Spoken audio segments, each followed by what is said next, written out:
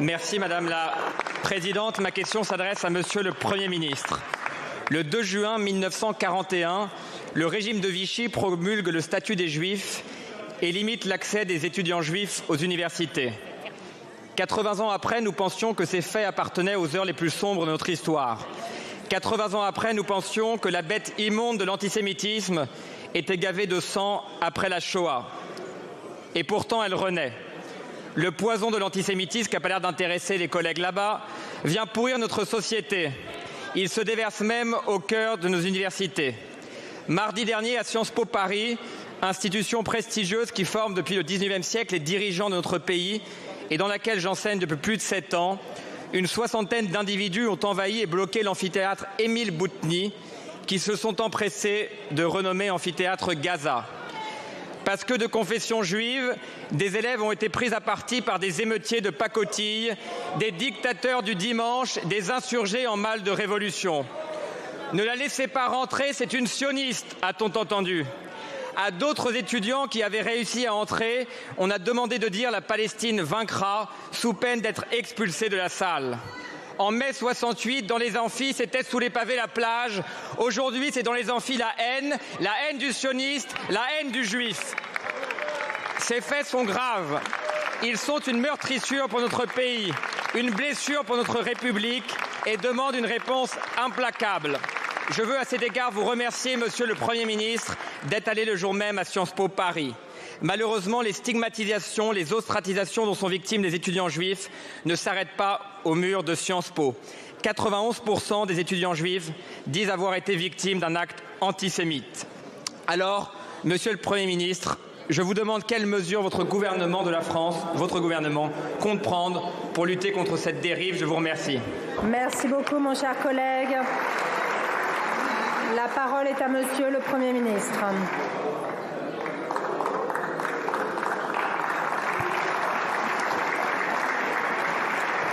Merci Madame la Présidente, Mesdames et Messieurs les députés, Monsieur le député Jérémy Patrier-Létus. Liberté, égalité, fraternité. Ce sont les principes de la République. C'est le fondement de nos valeurs républicaines et je le dis ici, ces valeurs, elles doivent être respectées partout et tout le temps. Cela vaut dans les établissements d'enseignement supérieur où l'on forme notre jeunesse. Pas une fac, pas une école ne peut être au-dessus des lois. Pas une école, pas une fac ne peut les appliquer à la carte. C'est dit ici très clairement. Je me suis rendu, vous l'avez dit, avec la ministre de l'Enseignement supérieur, Sylvie Retailleau, à Sciences Po. J'ai annoncé un certain nombre de mesures. D'abord, le déclenchement par le gouvernement d'un article 40 pour faire la lumière sur le déroulé des faits.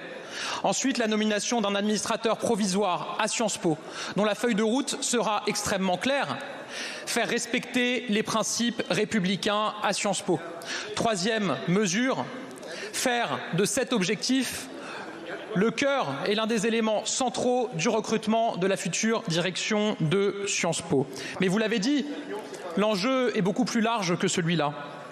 Depuis des années maintenant, à Sciences Po, comme dans d'autres établissements, des débordements scandaleux se sont multipliés du fait toujours d'une minorité agissante et dangereuse. Et je le dis ici, je n'accepterai jamais qu'une fac ou qu'une école devienne la voie d'eau en France du déferlement d'une idéologie nord-américaine qui, sous couvert d'une certaine modernité, prône l'intolérance, le refus du débat, bride la liberté d'expression et les opinions contradictoires.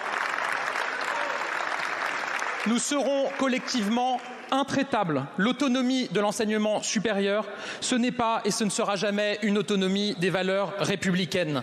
Avec la ministre Sylvie Retailleau, nous ne lâcherons rien, nous serons mobilisés, nous serons intraitables à toutes les dérives, notamment les dérives antisémites que vous avez évoquées. Dès qu'il faudra réaffirmer nos principes républicains, nous le ferons. Nous continuerons à faire de cet enjeu de la lutte contre ceux qui en veulent à nos principes républicains le cœur des contrats que nous signons avec les universités, avec les écoles, pour que le financement public, l'argent des Français, soit systématiquement lié au respect de nos valeurs et de nos principes républicains. L'enseignement supérieur doit donner le goût du débat, de la réflexion, jamais de la haine ou de la discrimination. Nous serons intraitables sur ce sujet. Merci beaucoup, Monsieur le Premier ministre.